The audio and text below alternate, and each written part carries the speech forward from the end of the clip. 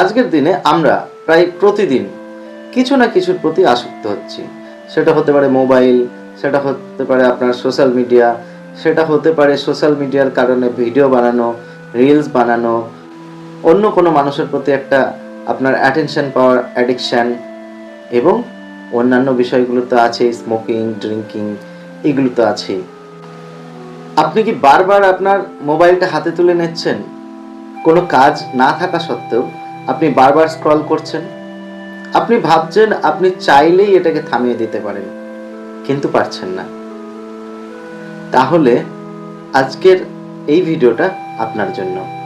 আজ এই ভিডিওর মাধ্যমে আমরা বুঝব মানুষ কিভাবে ধীরে ধীরে কোনো কিছুর প্রতি আসক্ত হয়ে পড়ে এবং কিভাবে সেখান থেকে মানুষ নিজেকে মুক্ত করতে পারে। আপনি আপনার মোবাইল থেকে আপনি ফেসবুক খুলেছেন। ফেসবুক খুলে আপনি সেখানে একটা আপনার ছবি পোস্ট করলেন।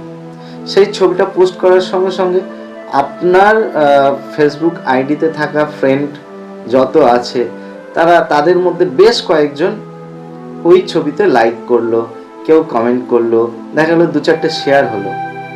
তখন কি হয়, আমরা কিন্তু আবার আমরা কিন্তু ফেসবুক খুলি, ছবি আপলোড করি, ভিডিও বানাই, রিলস বানাই, এবং ধীরে ধীরে এই ব্যাপারটা আমাদের নিত্যদিনের একটা যেন কাজে পরিণত হয়ে যায়। শুধু এটাই নয়, আরও বিভিন্নভাবে বিভিন্ন রকম আসক্তি আসে। কারোর ড্রিঙ্ক অ্যাডিকশান, কারোর দেখা যাচ্ছে স্মোকিং অ্যাডিকশান। আসলে অ্যাডিকশানগুলো এভাবেই জন্মায়।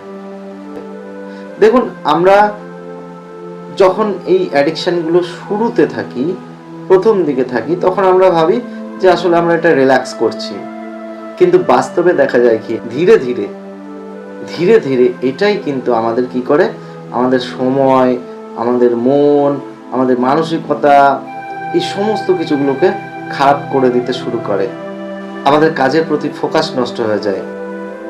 আসলে এর পেছনে থাকে আমাদের ব্রেনের একটা সহজ সাইকোলজি। কি সেই সাইকোলজি? না, আমাদের ব্রেন এমন কিছু চায় যেটা আমাদের খুব দ্রুত আনন্দ দিতে পারে। এবার ধরুন, আপনি মোবাইল নিয়েছেন, মোবাইল হাতে তুলে আপনি ফেসবুকে একটা ছবি ছাড়লেন, ছবি ছেড়ে আপনি 10-5টা লাইক পেলেন, 2-4টে কমেন্ট পেলেন, সেখানে কিন্তু আপনার মনের মধ্যে একটা আনন্দ তৈরি হয়, এবং সেখান থেকে কি হবে, আপনার ব্রেন কিন্তু আপনাকে ওই কাজটা আবার করতে বাধ্য করবে। ঠিক তেমনি ভাবে